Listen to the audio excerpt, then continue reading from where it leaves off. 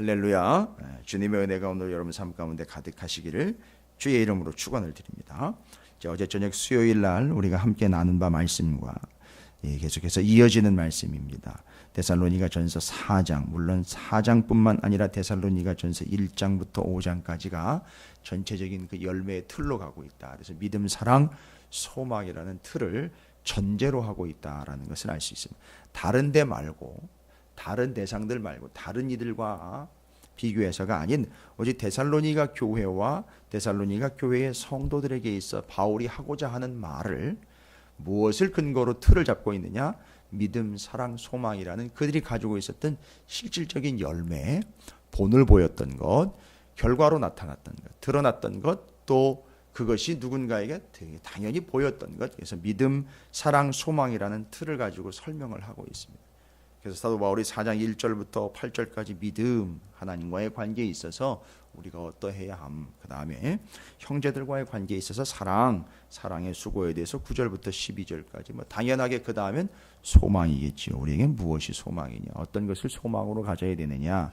그래서 13절부터 18절까지는 본문의 내용상 그 인생에 우리에게 사라지지 않는, 사그라지지 않는 소망에 대한 이야기를 언급을 하고 있습니다. 말하자면 13절부터 언급하고 있는 것은 죽음에 대한 이야기입니다.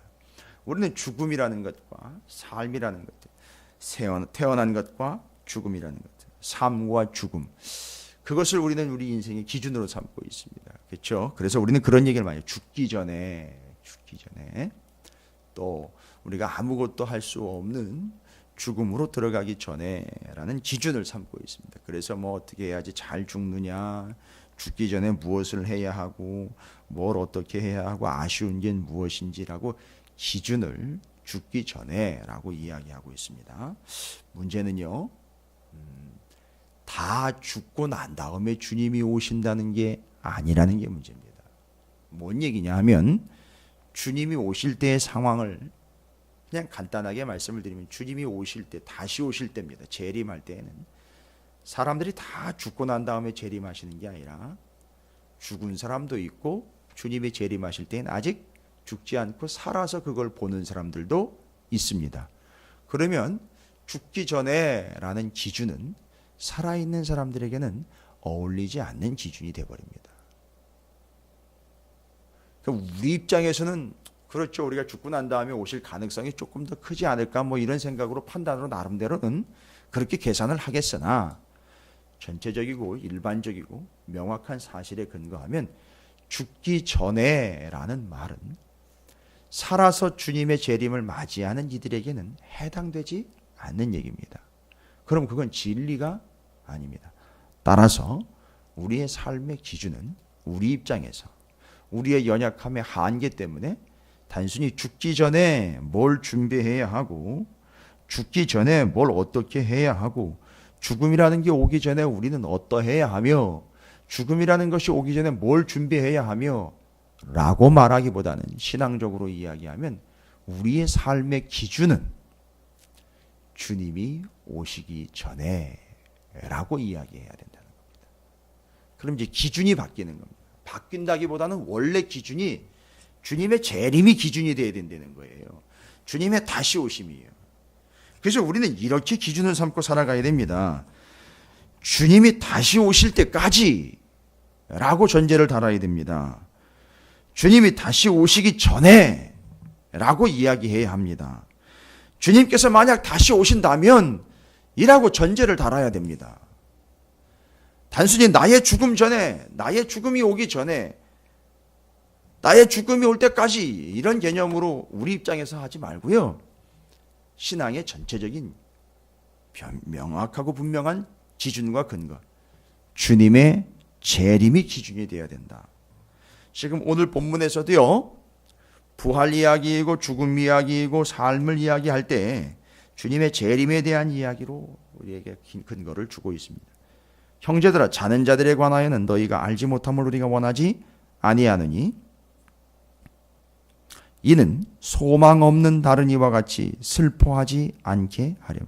죽음만 보면 슬퍼할 수밖에 없고, 소망이 없다 하는 이들은 바로 뭐죠? 재림이 기준이 되지 않는 이들에게는 단순히 죽음은 슬픔일 수밖에 없어요. 그냥 끝이 될 수밖에 없습니다. 그러나 우리가 예수께서 죽으셨다가 다시 살아나심을 믿을진대 이와 같이 예수 안에서 자는 자들도 하나님이 그와 함께 데리고 오시리라 라고 주님의 오심, 다시 오심, 재림에 대해서 언급을 합니다. 우리가 주의 말씀으로 너희에게 이것을 말하노니 주께서 강림하실 때까지 우리 남아있는 자도 자는 자보다 결코 앞서지 못하리라. 모든 기준과 시점은 뭐가 되냐면 주님이 다시 오실 때 첫 시점과 기준은 뭐가 됐었죠? 주님이 처음 오셨을 때 그때를 기준으로 어떻게 나누어졌죠? 기원 전, 기원 후로 나누어졌습니다. 기준이 바로 예수 그리스도라는 걸 이야기하는 겁니다. 우리의 죽음이 기준이 아니라 주님의 오심과 주님의 다시 오심이 기준이에요. 그래서 지금 우리는 우리의 삶을 살아가고 있는 게 아니라 이 시기는 주님의 초림과 재림 사이를 살아가고 있는 겁니다. 따라서 우리는 주님의 초림을 믿고 주님의 재림을 기다리는 겁니다. 우리의 기준은 바로 이겁니다. 우리가 태어나서 죽을 때까지 라는 그 짧은 시간을 기준으로 삼지 말고요. 주님의 다시 오심을 기준으로 삼고 주님의 처음 오셨음을 기준으로 삼아 그 사이를 살아가는 이들에게 삶의 기준은 단순히 우리의 죽음을 잘 준비하는 웰다잉을 준비하는 그런 개념이 아닌 주님의 오심을 죽을 때까지도 기다리는 겁니다. 이렇게 되면 대박 소망 사건입니다. 무슨 얘기냐? 우린 죽어서도 주님의 재림을 기다리는 자가 된다는 겁니다. 뭔 얘기입니까? 죽어서도 소망이 있다는 얘기입니다. 죽음이 소망이 아니라 죽어서도 소망이 있는 존재가 된다는 거예요. 이거는 기가 막힌 표현과 함께 기가 막힌 진리입니다. 살아있는 것만이 소망이 아니라 죽어서도 소망이 있는 거예요. 그게 바로 우리입니다. 근데 왜 죽어서도 소망이 있겠습니까? 죽음이 기준이면 죽음은 끝이 된 거니. 그게 아니라 주님의 재림이 기다리고 있기 때문에 그렇습니다. 주님의 재림 때문에 죽어서도 소망. 왜요? 죽은 자들을 먼저 일으켜 데리고 재림하신다고 분명히 나와 있으니까요. 죽은 자가 끝이고 죽은 자가 그냥 소멸되고 사라지는 게 아닌 죽은 자를 데리고 이 땅에 오신다고 이야기하시고 있어요. 재림 때. 그래서 살아있는 자들이 죽는 자들보다 먼저가 아니고 죽은 자들로 먼저 일어난다라고 이야기하는 거예요.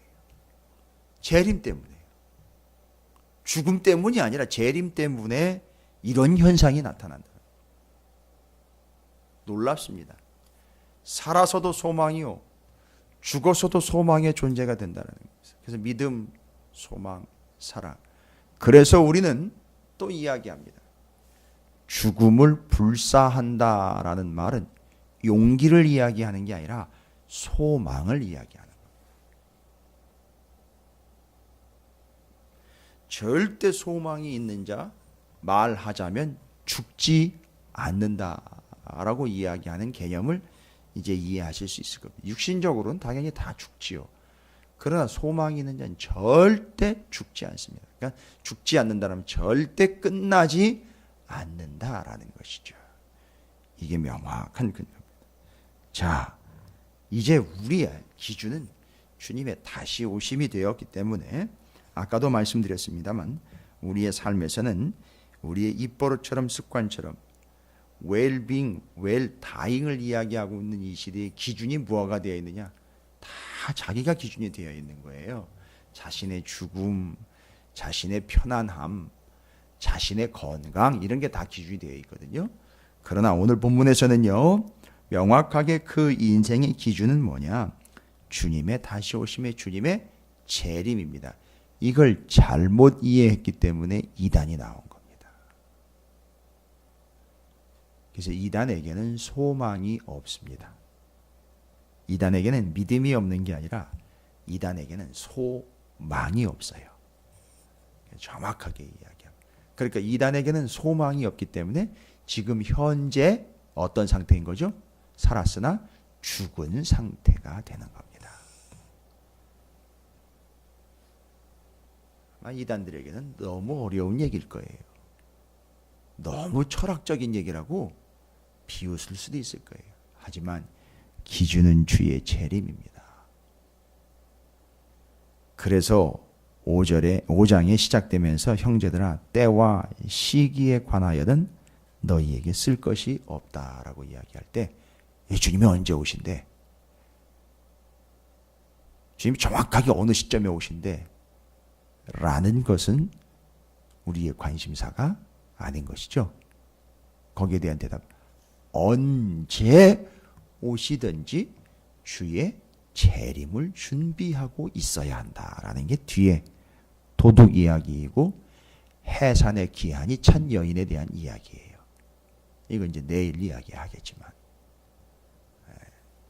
아주 정확하고 명확하게 딱딱 떨어지는 분명한 진리로 바울이 설명을 아주 또박또박하고 있습니다. 왕자왕 어영부영 이것도 아니고 저것도 아닌 그런 식의 설명을 하고 있지 않습니까? 아주 분명하게 설명을 합니다. 따라서 우리의 기준은 주님의 다시 오심인 재림입니다. 그래서 다시 한번요, 우리의 입과 우리의 삶과 생각의 습관처럼 우리는 기준이 다시 재정립된다면 죽기 전에 죽음이 온다면 이게 기준이 아니고 주님이 다시 오신다면 이라고 질문해요. 주님이 다시 오신다면 지금 나는 어떤 평가를 받을 것인가? 또한 주님이 오실 때까지 도대체 뭘 어떻게 해야 되는가? 기준인 거예요. 주님이 오실 때까지. 그 다음에 주님이 오시기 전에, 내가 죽기 전에가 아니라 주님이 오시기 전에, 바로 이거 기준이에요. 자, 따라서 우리는 삶의 기준이 주님의 재림이다. 그 주님의 재림을 기준으로 삼고 살아가고 있는 사람들이 바로 어떤 삶이다? 뭐가 있다? 소망이 있는 것이다. 그게 소망이라는 거예요. 그래서 믿음, 사랑, 소망에 대한 이야기. 그래서 여러분에게 그 큰 소망이 있기를 주님의 이름으로 축원을 드립니다. 우리의 기준은 그래서 주님의 재림이에요. 그럼 이렇게 얘기할 수 있겠죠. 지금 당장 주님이 오신다면요. 아니, 먼 발치로 이야기하지 말고 지금 당장 주님이 오신다면요. 이건 더 무서운 얘기 아닙니까? 우리가 항상 이런 자세로 살아간다면요. 낭망할 수가 없습니다. 주님이 지금 다시 오신다면 이게 기준이 되어버린다는 거죠. 주님의 오심이 기준이 되는 겁니다. 다음으로 주님의 다시 오심은 16절 말씀해 보니까 주께서 호령과 천사장의 소리와 하나님의 나팔 소리로 친히 하늘로부터 강림하시리니 그리스도 안에서 죽은 자들이 먼저 일어나고, 주님이 다시 오실 때예요. 그때요. 소리를 동반한다? 동반이라는 말보다는요, 오히려 소리로 오신다라고 봐도 될 것 같습니다. 소리로. 소리를 데리고 오거나 소리를 이용하시는 게 아니라 주님이 그 소리로 오신다라고 보시면 될 것 같아요. 세 가지의 소리가 소개가 되고 있어요. 호령과 천사장의 소리, 하나님의 나팔 소리라라고 이게 세 개가 소개가 되고 있어요. 여러분, 이게 호령이라는 말은 켈리스마라는 헬라어인데, 호령이라는 말은 호명이 아니에요. 호령이라는 말은 명령입니다. 명령, 외침이에요. 명령과 외침입니다. 여러분, 왜 명령일까요? 이건 그때만 어떤 호령이 있을 것이다라는 이야기를 여러분이 오해하시면 안 됩니다.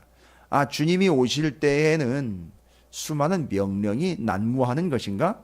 주님이 오셔서는 이것도 해라 저것도 해라 이래라 저래라 하고 아니요. 여러분, 말씀을 읽어보시면 아시잖아요.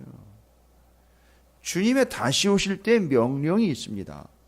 그러나 주님은요, 처음 오셔서도 늘 명령하셨어요. 이해가 되십니까? 귀신 들린 자에게 명령하셨고요, 병든 자에게 명령하셨고, 우리에게도 명령하셨어요. 그러니까 주님이 다시 오실 때에도 그 명령으로 주님이 다시 말씀하실 거예요. 변함이 없습니다.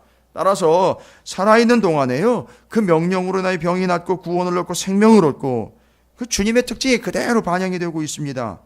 역시나 부활하셔서 재림 때에도 바로 주님이 그런 모습으로 명령을 하실 거라는 거죠. 따라서 그 명령에 익숙한 자들이 주님의 호령에 익숙할 수 있다는 거죠. 주님이 다시 오실 때에는요, 천사장의 소리가 납니다. 이건 안내자의 소리라고 볼 수 있어요. 물러거라, 물러거라, 와, 행차시다 라고 외칠 때의 그 천사장의 소리가 안내자의 소리이며 외치는 소리. 그렇죠. 이 땅에서 우리가 수많은 외침이 있어요. 이분이 주님이십니다, 저분이 주님이십니다 찬양하며, 과연 우리는 얼마나 소리를 질렀습니까? 과연 우리는 얼마나 외쳤습니까? 야, 그분이시로구나. 이건 뭘 이야기하는 거냐? 빼도 박도 못하게 주님이시라는 것을 인정할 수밖에 없는 소리와 외침과 찬양과 경배. 예, 우리가 지금 아직 주님 오시기 전까지 어떤 삶을 살아야 돼? 주님의 무릎 아래 꿇어서 엎드려서 주님을 찬양하며 경배하는 삶이 본질이라는 것과, 죽은 이후의 삶, 죽은 자들도 지금 어떻게 하고 있습니까? 보좌 앞에서 거룩하다 거룩하다라고 주님을 찬양하고 있는 그 모습이요, 그걸 이야기하는 거예요. 그래서 안내하며 외치는 소리, 이거 완전히 분위기를 확실하게 감지하는 소리죠. 행차를 알리는 소리입니다. 이거 듣지 못하면 낭패입니다. 명령, 천사장의 소리, 하나님의 나팔 소리예요. 찬양 있지 않습니까? 나팔 불 때 나의 이름 부를 때에 잔치 참여하겠네. 하나님이 들어와 라고 이야기하는 거예요. 나팔, 그 나팔은 요한계시록에도 나와 있고요, 그건 구원과 직결되어 있습니다. 들어와, 모여라 라고 하나님이 말씀하시는 거예요. 바로 이겁니다. 소리요, 놓치면 끝장입니다. 그래서 살아있는 동안이라는 표현, 주님이 오시기 전에 우리가 왜 그토록 하나님의 음성과 하나님의 마음과 하나님의 말씀에 그렇게 귀를 기울이고 있는 것이냐? 이걸 듣는 것이 훈련되지 않으면 주님이 다시 오셔서 명령하실 것이고 천사장의 소리를 낼 것이고 하나님 나팔을 부실 텐데, 그게 다 성경에 나와 있는 건데, 이렇게 주님 오시기 전에 살아있는 동안에 그걸 듣지 않는 자들은 주님이 오셨을 때에도 듣지 못하는 불상사가 생기게 되니 이게 얼마나 비참한 일이겠습니까? 따라서 그 소리, 현재 우리가 명령과 안내와 그 사인으로 주시는 모든 소리들, 그걸 지금 우리가 신앙생활을 하면서 듣고 분별하는 훈련을 지금 하고 있는 겁니다. 그래서 우리는 주님 오실 때까지 계속 하나님의 말씀을 들어야 하는 겁니다. 하나님의 소리를 들어야 하는 거예요. 그 소리에 귀를 기울여야 한다는 것이죠.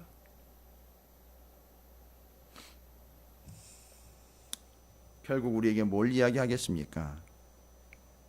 바로 주님이 다시 오실 때에 마냥 기다리는 모습이 아닌 영접이라는 말로 우리의 자세를 이야기합니다. 그 주님의 재림을 어떻게 준비해야 합니까? 맞을 준비를 해야 한다는 것이죠. 영접이라는 표현을 해요. 마치 신랑을 맞는 신부의 자세처럼 주님을 맞을 준비를 해야 한다라는 것입니다. 이것이 우리에게 주어진 자세입니다. 역시 그 영접 주님을 맞는 자세는 5장으로 넘어가면 그것만 따로 또 설명을 해요.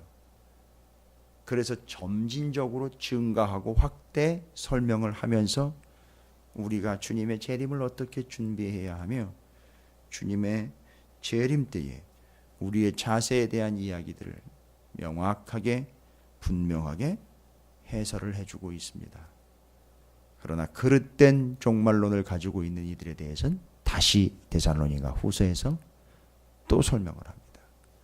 그러니까 이 데살로니가 전후서를 통해서 데살로니가 교회 성도들이 어느 일정 수준에 이른 본을 보일 수 있는 상당한 수준에 있었던 교회임에는 분명했으나 이 민감한 부분과 정말 미세한 차이에도 큰 결과를 몰고 올 이 간단한 것 같지만 아주 중요한 이 문제를 아주 날카롭게 정리하고 있는 아주 고급질, 아주 수준 높은 종말과 재림에 대한 분명한 가르침을 바울이 데살로니가 교회의 성도들에게 전하고 있는 겁니다. 따라서 오늘날 찾으시는 교회와 성도들에게도, 방송을 듣고 있을 모든 성도들에게도 명확하게 말씀하시는 것은, 인생의 기준은 여러분의 죽음이 기준이 아닙니다. 여러분이 살고 죽는 것이 기준이 되어서 죽지 않으려고 발버둥치고 살아보려고 발버둥치는 게 기준이 아니고요.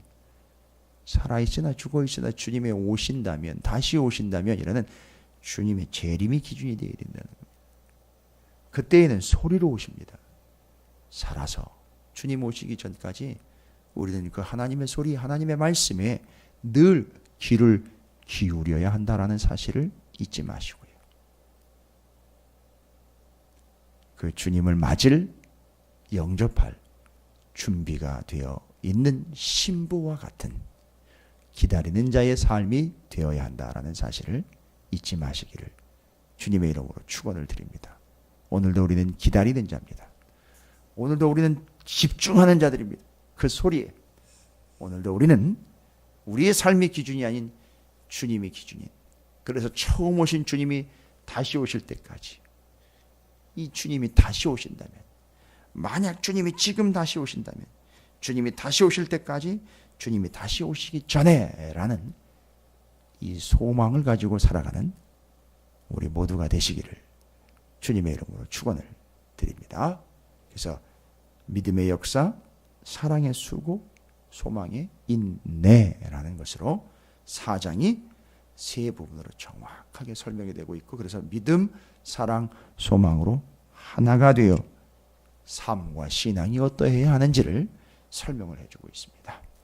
여러분에게도 그런 믿음과 사랑과 소망이 결실로, 열매로 늘 소멸되지 않고 사라지지 않는 데살로니가 교회와 같은 신실하고도 소망 가득한 성도들과 가정이 되시기를 주님의 이름으로 축원을 드립니다.